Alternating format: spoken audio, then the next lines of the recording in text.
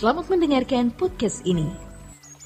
Setiap kali ada berita kecelakaan pesawat terbang, seperti yang sesekali kita dengar, yaitu kecelakaan pesawat terbang yang terjadi pada beberapa penerbangan. Hal tersebut selalu menggetarkan hati, terutama bagi mereka, bagi kita yang sering mengadakan perjalanan menggunakan jasa ini. Kejadian seperti itu tentu tidak pernah kita harapkan, tidak pernah kita pikirkan terjadi dalam hidup kita. Setiap kali kita naik pesawat terbang, kita tidak pernah berpikir, apalagi berharap, pesawat akan mengalami keadaan naas. Seperti beberapa pesawat yang pernah mengalami kecelakaan. Bahkan ada pesawat yang hilang dari pemantauan sampai saat ini juga tidak pernah ditemukan rimbanya. Padahal tidak sedikit penumpangnya. Kita tidak mengharap kejadian itu menimpa kita. Kita tidak pernah berpikir kejadian itu menimpa kita. Kita berharap segala sesuatu dapat berlangsung dengan baik. Itulah sebabnya di beberapa maskapai meletakkan lembar kertas yang memuat tuntunan, panduan berdoa. Biasanya diletakkan di belakang jok tempat duduk pesawat. Tentu hal itu dimaksudkan agar penerbangan yang sedang mereka jalani selamat. Pihak maskapai sendiri juga tidak mengharapkan akan terjadi kecelakaan karena itu akan sangat merugikan. Maka doa dalam berbagai versi agama ditulis di selembar kertas, lalu penumpang diharapkan berdoa demi keselamatan penerbangan tersebut. Doa yang intinya agar penumpang dan pesawat terhindar dari malapetaka, terhindar dari bahaya. Apakah doa tersebut menyelamatkan atau pasti menyelamatkan? Apa doa tersebut pasti menyelamatkan? Ternyata tidak selalu bisa menyelamatkan. Tidak selalu bisa menyelamatkan. Kenyataannya tidak sedikit pesawat terbang yang mengalami kecelakaan. Walaupun doa dinaikkan. Bahkan bisa terjadi kecelakaan pesawat membawa pendeta atau rohaniwan. Jadi tidak jaminan juga ada pendeta, ada rohaniwan di situ, lalu pesawat pasti selamat.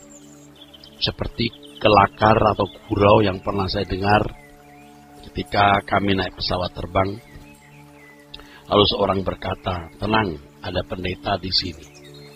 Jangan saudara pikir pendeta itu bisa menyelamatkan atau menghindarkan pesawat itu dari kena asap. Belum tentu. Pendeta pun tidak dapat menghindarkan pesawat dari kecelakaan. Belum tentu itu bukan berarti tidak, saudara. Pernahkah saudara berpikir bahwa mereka yang mengalami kecelakaan pesawat terbang juga tidak pernah berpikir dan berharap mengalami kecelakaan? Seperti yang terjadi beberapa waktu lalu, 160 sekian penumpang dalam satu penerbangan mengalami kecelakaan. Pesawat jatuh ke dalam laut, tidak semua ditemukan. Ini penumpang yang sebagian atau bisa dikatakan sebagian besar sedang mau wisata ke luar negeri. Tentu penerbangan itu disertai gelak tawa. disertai dengan senyum, gelak tawa, keceriaan, kegirangan. Namun harus diingat bahwa segala sesuatu dapat terjadi di luar kontrol dan kendali atau prediksi manusia, saudara. Sebelum take off, sudah mendengar petunjuk bagaimana melakukan tindakan penyelamatan kalau pesawat mengalami masalah. Bagaimana penumpang harus menggunakan seat belt, menggunakan pelampung. Tetapi tidak seorang pun penumpang yang selamat di kecelakaan tersebut. Saudaraku, kita harus sadar, kita adalah manusia yang terbatas dalam segala hal. Setinggi-tingginya tupai meloncat, akhirnya jatuh juga. Demikianlah manusia tidak akan pernah bisa luput dari bencana. Berbagai keadaan yang sulit itu bisa menimpa kita kapan saja, di mana saja, dan akhirnya kematian. Kematian juga saya golongkan sebagai bencana, sebab Tuhan tidak merancang kematian pada manusia. Tuhan tidak pernah merancang realitas kematian ini. Inilah hidup, saudara. Inilah hidup. Inilah realitas hidup yang tidak dapat kita sangkali dan tidak bisa kita hindari. Nah, menyadari hal ini seharusnya kita bersikap rendah hati. Bersikap rendah hati di hadapan Tuhan. Orang-orang yang rendah hati akan selalu merasa miskin di hadapan Tuhan. Orang-orang yang rendah hati ini orang-orang yang merasa dirinya terbatas dalam segala hal. Inilah yang sebenarnya dimaksudkan, inilah yang sebenarnya dimaksudkan oleh Tuhan Yesus di dalam Injil Matius pasal 5 ayat yang ketiga, berbahagialah orang yang miskin di hadapan Tuhan. Kata miskin dalam bahasa aslinya petokoi. Itu bentuk pluralnya, bentuk jamak, bentuk singularnya petokos. Kata petokos atau petokoi itu kemiskinan yang ekstrim. Ada kata lain selain petokos, yaitu penes, juga diterjemahkan miskin. Tetapi petokos itu juga berarti nothing, tidak ada apa-apanya. Kemiskinan yang ekstrim sampai tertunduk dan tidak bisa mengangkat kepala, begitu istilahnya atau pengertian kata petokos. Kemiskinan yang ekstrim sehingga seseorang menundukkan diri sampai tidak berani mengangkat kepala.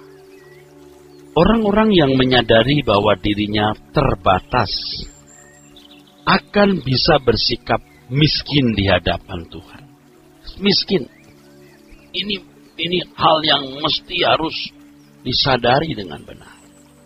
Kalau kita lupa, lalu kita sembarangan hidup, itu bahaya. Bahaya. Terus terang kita itu kan sering lupa, saudara. Kita merasa kuat karena kita punya uang, punya relasi pejabat, ya. Kita juga orangnya berani. Tetapi coba renungkan, apa kita bisa melindungi keluarga kita 24 jam? Seperti ketika seseorang ada di atas permukaan laut 40.000 kaki. Ketika ada di atas permukaan laut 40.000 kaki, 15 km misalnya di atas permukaan laut, ketika ada di dalam pesawat Airbus, kita bisa apa ketika ada turbulence, saudaraku? Kita bisa apa? Ketika ada turbulence itu kita bisa apa? Ini yang kita harus sadari dengan benar, saudaraku. Kita bisa apa, saudaraku? Itu kalau perjalanan Jakarta-Singapura masih pendek, saudara. Kalau perjalanan Indonesia, Los Angeles atau Meksiko atau mau ke New York, harus melintasi laut Atlantik atau Pasifik. Panjang mata memandang hanya lautan, saudara. Kalau naik kapal maksudnya. Kalau naik pesawat itu hanya melihat awan putih karena dari atas 4.000 kaki lebih, ya, di atas permukaan air laut. Bisa apa kita? Malam hari kita menatap ke atas, bintang-bintang bertaburan ke bawah, tidak kelihatan apa-apa, saudara. Waktu itu kan kita hanya bisa berkata, Tuhan, Engkau perlindunganku. Mari kita menyadari, saudara, keberadaan kita yang terbatas. Kalau kita sudah bisa melewati hari-hari yang penuh dengan pergumulan, persoalan, bahaya, kita harus sadar bahwa Tuhanlah yang telah menolong kita. Jangan merasa kuat, ya. Terutama yang punya kekuatan finansial, yang memiliki relasi pejabat, yang punya keberanian. Saya mau mengatakan we are nothing. Kita bukan siapa-siapa. Oleh karena merasa terbatas dalam segala hal, maka kita seharusnya sangat merasa memerlukan Tuhan dan bergantung kepadanya sepenuhnya. Orang yang bergantung pada Tuhan secara benar, pasti berusaha untuk hidup sesuai dengan kehendak Tuhan. Orang yang hidup sembarangan, tidak memedulikan apakah tindakan-tindakan yang melukai hati Tuhan atau tidak, bukanlah orang yang bergantung secara benar kepada Tuhan. Dalam hal ini, hidup bergantung kepada Tuhan tidak bisa dipisahkan dengan hidup sesuai dengan kehendak Allah atau kehendaknya. Dengan demikian, orang yang bergantung kepada Tuhan itu, saudaraku sekalian, orang yang mesti hidup berkenan atau berusaha hidup berkenan. Memang belum berkenan, memang belum sempurna, tapi berusaha untuk hidup berkenan.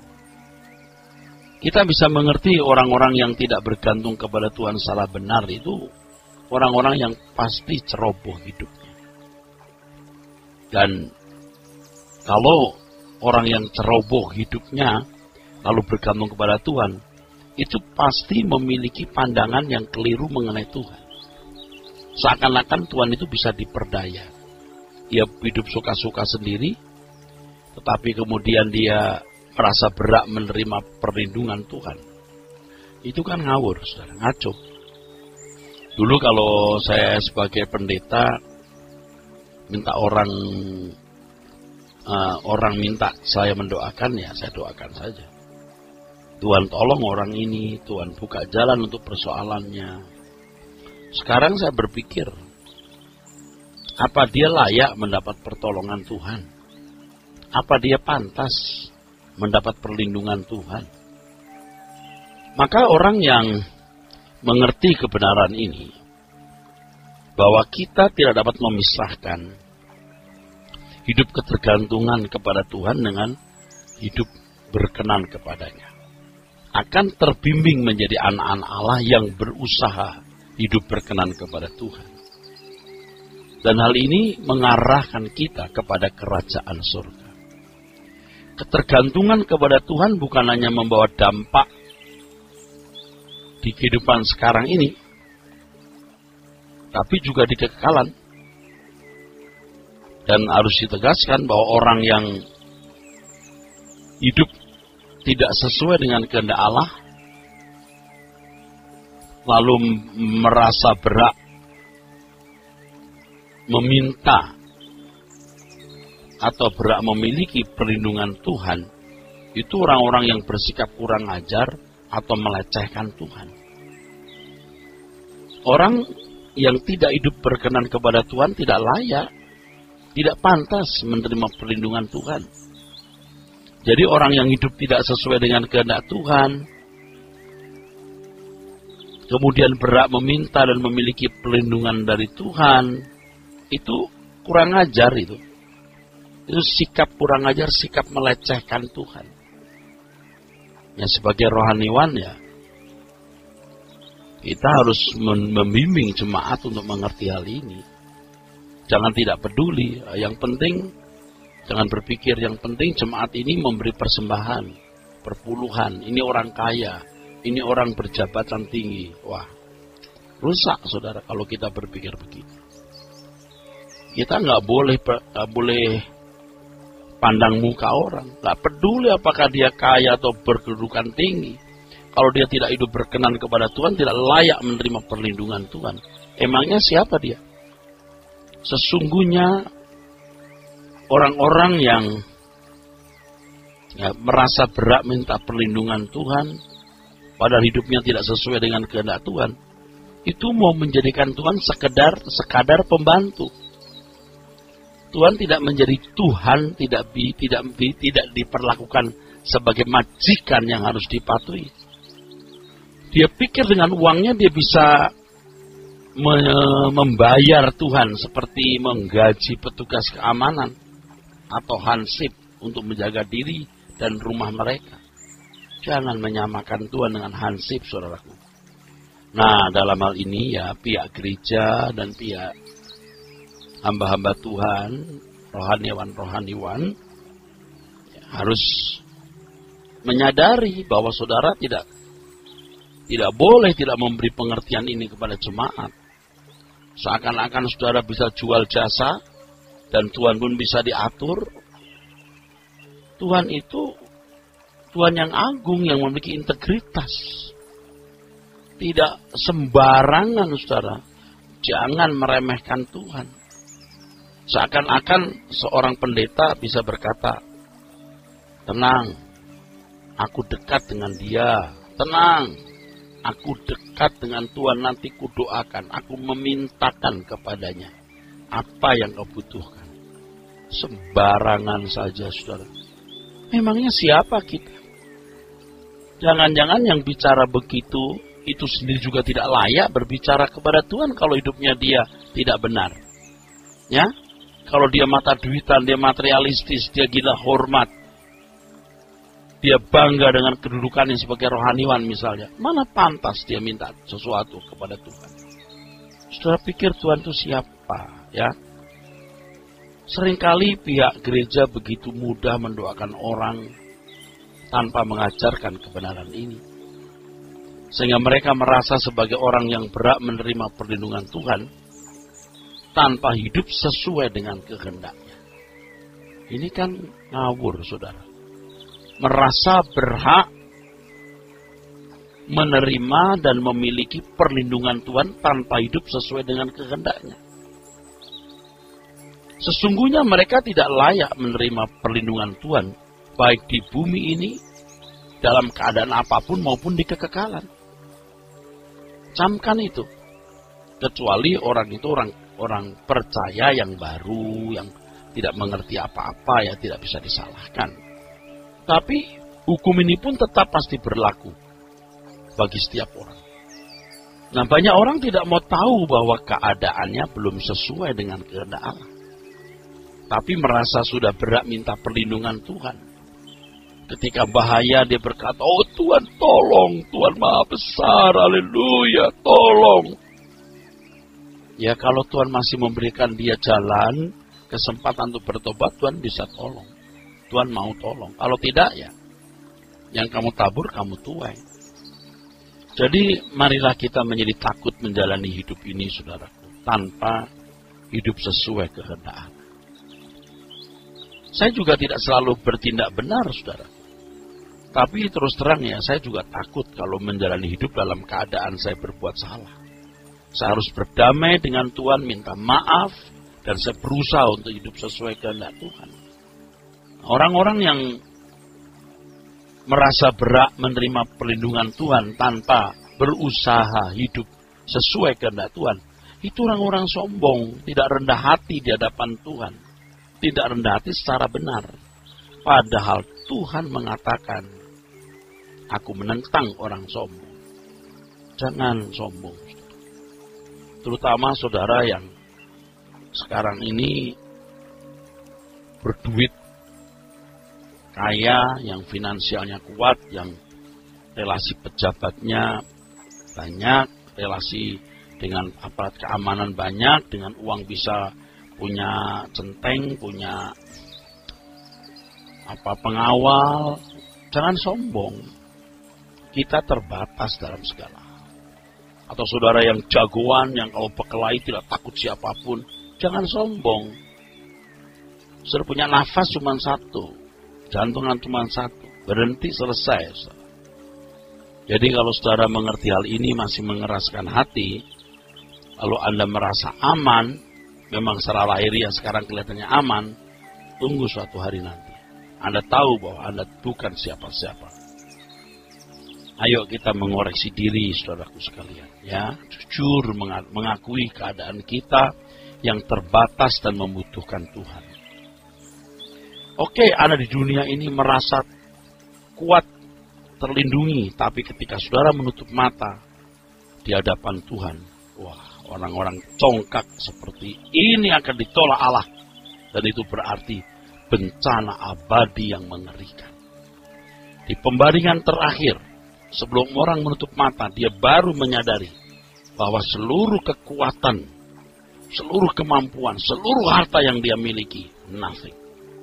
Nah, di sini kita harus belajar jauh-jauh hari sebelum kita masuk ke wilayah pembaringan terakhir itu. Saudaraku, tanpa kita sadari, kita kadang-kadang atau bahkan bisa sering meremehkan Tuhan.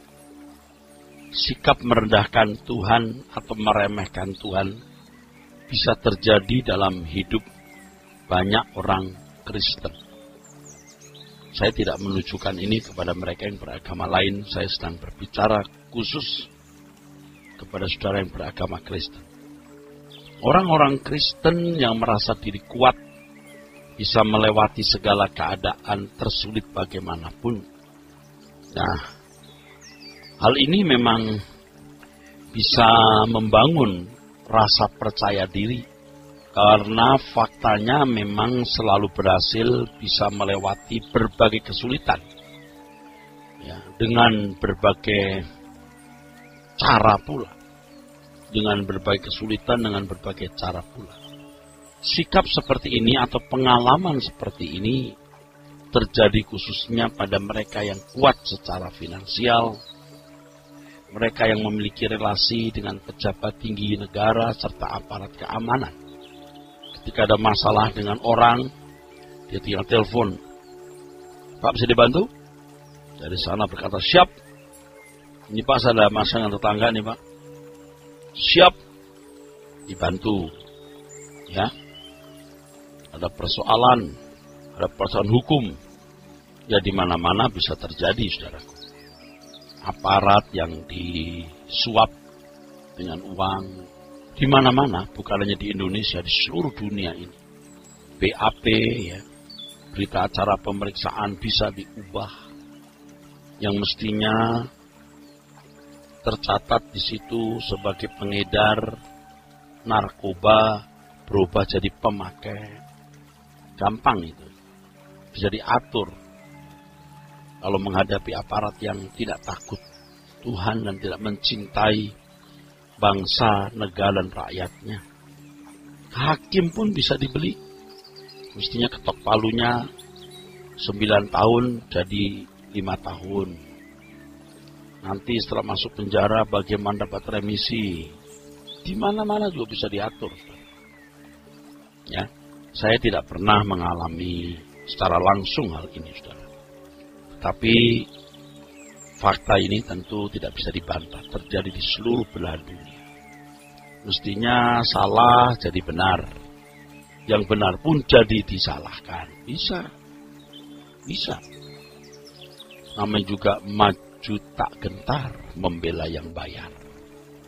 Nah, karena pengalaman-pengalaman seperti ini, saudara, orang bisa meloloskan diri dari persoalan hidup, dapat terhindar dari jerat hukum, bisa lolos dari penjara, dan bisa melewati berbagai ancaman.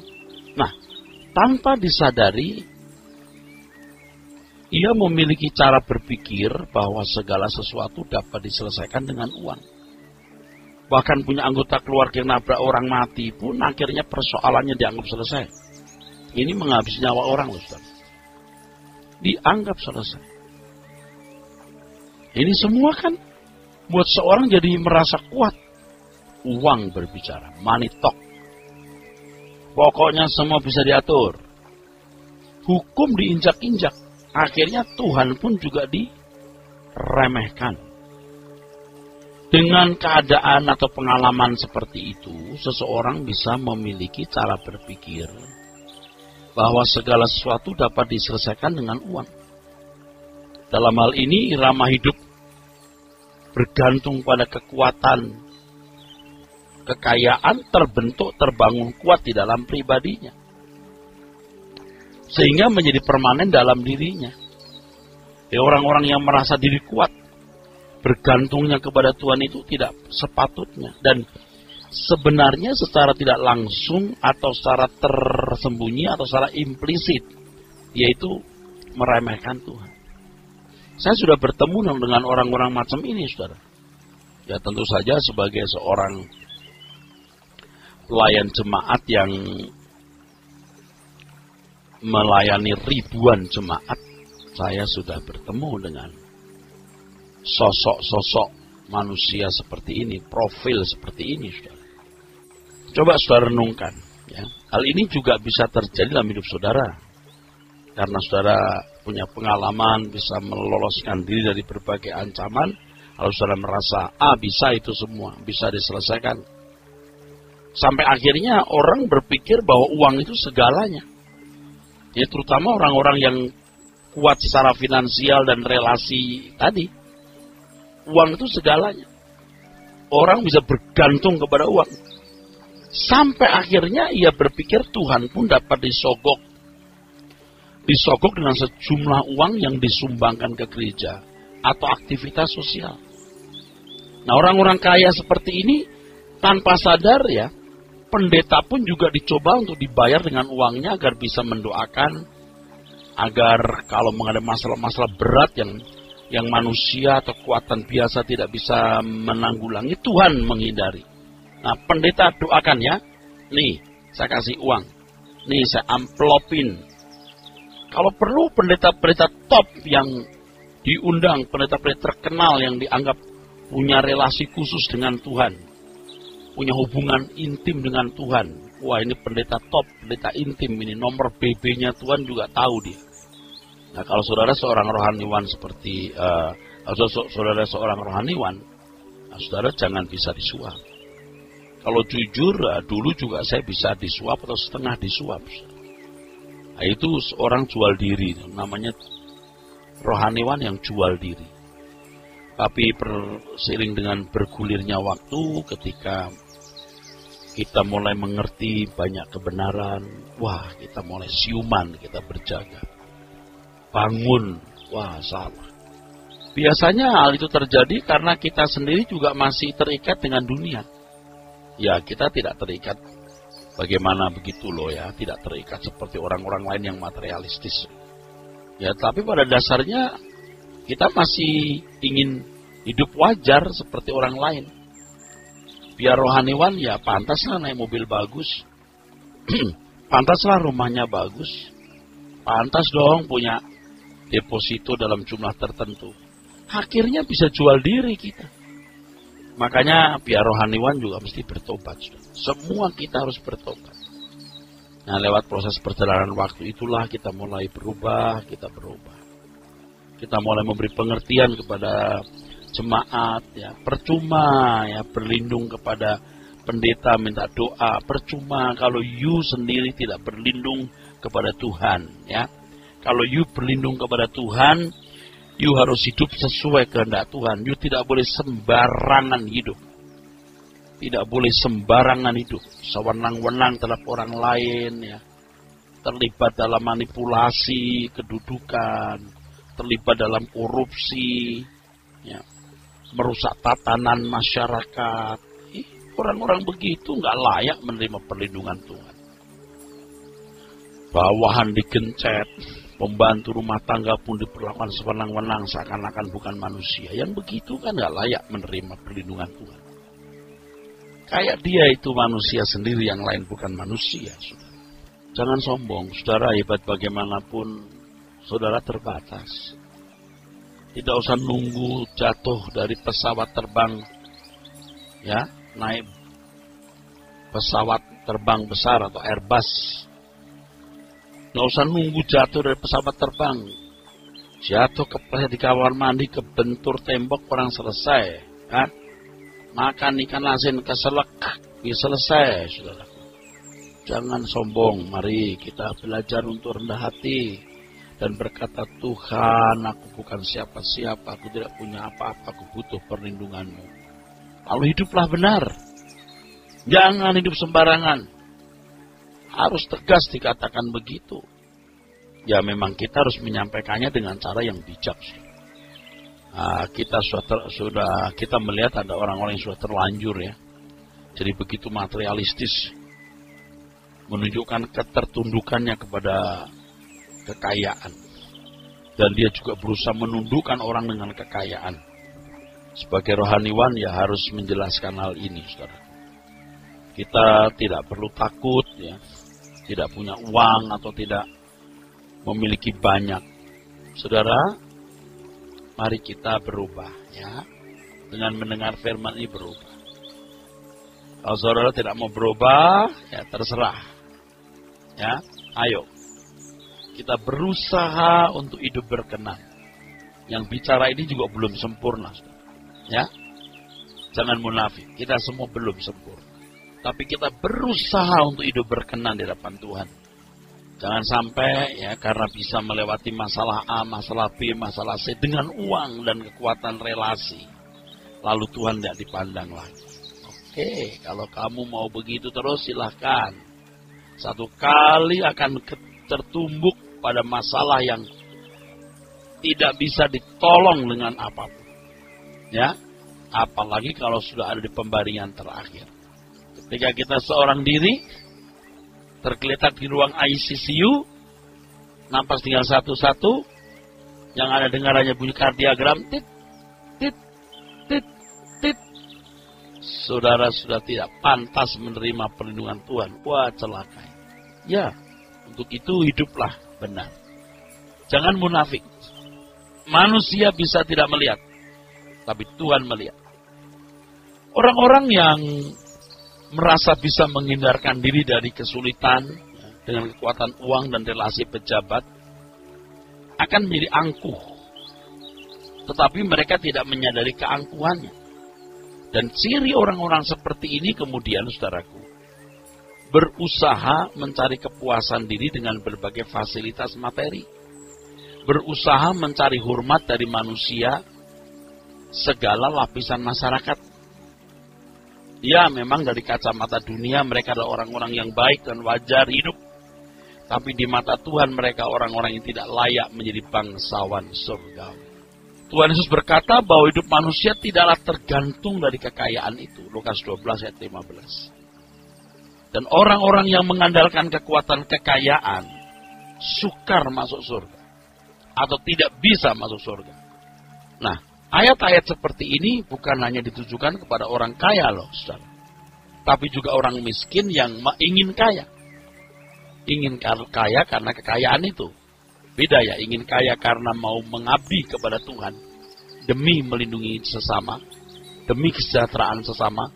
Dengan orang kaya ingin kaya karena kekayaan itu. Rumahnya mau bagus, mobilnya mau mewah, perhiasannya mau berlimpah, mau terhormat, mau bisa beli pejabat, mau bisa atur hukum, bisa atur palu hakim. Nah, orang-orang seperti ini loh, orang-orang yang tidak akan masuk kerajaan surga. Saudara miskin tapi ingin kaya, sama saja. Nah, jangan berpikir dengan uang banyak Anda lebih aman. Ini cara berpikir yang meremehkan Tuhan. Anda berkata, yang penting ada uang, semua beres. Anda meremehkan keadaan juga, yang akhirnya akan meremehkan Tuhan. Suatu saat saudara akan tertumbuk pada keadaan di mana semua kekuatan apapun, termasuk finansial sebanyak apapun, tidak bisa diandalkan. Orang-orang yang kuat secara finansial ini, kuat secara relasi, tidak jarang sengaja mencari masalah dengan orang, atau kasarnya mencari keributan, hanya karena ingin menunjukkan kekuatan dirinya. Baik kekuatan uang, kekuatan relasi dengan pejabat. Lama-lama orang seperti ini merasa seakan-akan dirinya sejajar dengan Tuhan. Nah, inilah orang-orang yang menjadikan dirinya Tuhan. Dia ingin jadi Tuhan bagi orang lain, ya, bukan mau disebut Tuhan, bukan mau disembah-sembah secara harafiah, tetapi mau diperlakukan secara terhormat. Ya, hal seperti ini juga terjadi, saudaraku sekalian, dalam lingkungan orang-orang miskin, bukan orang-orang kaya. Orang-orang yang mau dimanusiakan, diuwongke. Uwong itu manusia. Ini istilah orang Jawa itu, diuwongke itu artinya ya dimanusiakan. Dia menaruh satu harga, dan harga itu harus dibayar oleh orang-orang di sekitarnya. Makanya kan ada istilah ngono ya ngono, tapi aja ngono gitu. Ngono ya ngono, tapi jangan ngono gitu. Ngono ya ngono, tapi aja ngono. Artinya gitu ya gitu, tapi jangan keterlaluan. Nah, ada orang-orang yang memang tidak mau diperlakukan seperti itu. Mau diuwongke. Ini juga orang-orang yang sebenarnya sombong. Biasa orang seperti ini berkata, gue gak takut sama siapapun. Biar gue miskin juga gue gak takut. Emangnya siapa dia? Nah, sama. Udah miskin, sombong. Saudara. Udah jelek, sombong. Udah lemah, sombong. Udah di bawah, mau lompat-lompat. Nah, setinggi-tingginya lompat seperti apa? Sebaliknya ada orang yang merasa diri kuat, kaya, terhormat, sok rendah hati. Ya, itu namanya jongkok di atas gunung. Sama saja. Yuk, kita minta petunjuk dan bimbingan Tuhan, supaya kita itu bisa mengerti bagaimana rendah hati itu. Jadi kembali kepada pokok masalah. Jangan merasa karena dapat menyelesaikan segala sesuatu dengan uang, maka kita meremehkan keadaan, bahkan meremehkan Tuhan sendiri. Suatu kali akan tertumbuh keadaan di mana saudara tidak akan bisa mengatasinya. Satu kali saudara akan tertumbuh kepada satu situasi di mana saudara tidak akan bisa menanggulanginya. Apalagi di pembaringan terakhir. Betapa celakanya orang-orang seperti ini yang akhirnya membuktikan keadaannya yang sesungguhnya itu, bahwa mereka bukan siapa-siapa, tidak punya apa-apa. Dan tentu sebagai rohaniwan saya sudah bertemu dengan orang-orang hebat yang dikenal masyarakat, orang-orang hebat, orang kuat, terhormat, tetapi di ujung mautnya ya miris seonggok daging yang tidak berdaya. Itu ironis sekali, tragis. Nah, kalau orang selama hidup di dunia tidak menyadari keadaan diri mereka yang sesungguhnya itu, ketika mereka berdiri di hadapan tahta pengadilan Tuhan, itu akan nyata, keadaannya ternyata hina. Inilah orang-orang yang tidak tahan berdiri di hadapan anak manusia. Dalam Mazmur 73 dikatakan, rupa mereka kau pandang hina. Mau berupa cantik, mau berupa ganteng, mau berupa wah, mau berupa terhormat di mata manusia. Tapi tidak pernah membawa diri di hadapan Tuhan. Bagaimana Tuhan menilai dirinya. Nah, orang-orang seperti ini tidak akan mempercantik diri. Tidak akan mendandani manusia rohaninya. Dia mendandani manusia lahiriahnya. Demi pandangan mata manusia. Demi pandangan mata umum, bukan demi pandangan mata Tuhan. Nah, ini penyesatan, saudara. Jangan bicara ya seakan-akan ini terjadi pada orang lain. Ini terjadi pada diri kita masing-masing. Kalau kita tidak melihat diri kita dengan benar, kita hidup sembarangan, kita meremehkan Tuhan, kita tidak berusaha melakukan kehendak Tuhan, waduh, kita tidak akan dapat meloloskan diri dari bencana maha dahsyat, yaitu terbuang dari hadirat Allah selamanya. Nah, bukan tidak mungkin kan sementara saudara mengikuti program ini, saudara adalah orang-orang yang memang tidak layak ada di hadapan Tuhan. Saudara pasti terbuang dari hadirat Tuhan selama-lamanya. Saudara harus mulai sekarang bertobat. dan merubah diri. Jangan berkata, ya Pak, Bapak benar tuh ngomongnya, Pak Pendeta benar itu, saya setuju. Ini nggak butuh persetujuan. Nggak dibutuhkan persetujuan saudara. Nggak butuh saudara mengatakan amin. Yang dibutuhkan saudara menyadari keadaan diri saudara. Saudara mau bertobat. Dan pertobatan itu harus merupakan garis panjang yang terus berlangsung dalam hidup seorang, sehingga orang itu, saudaraku sekalian, mengalami pembaharuan terus-menerus. Ya,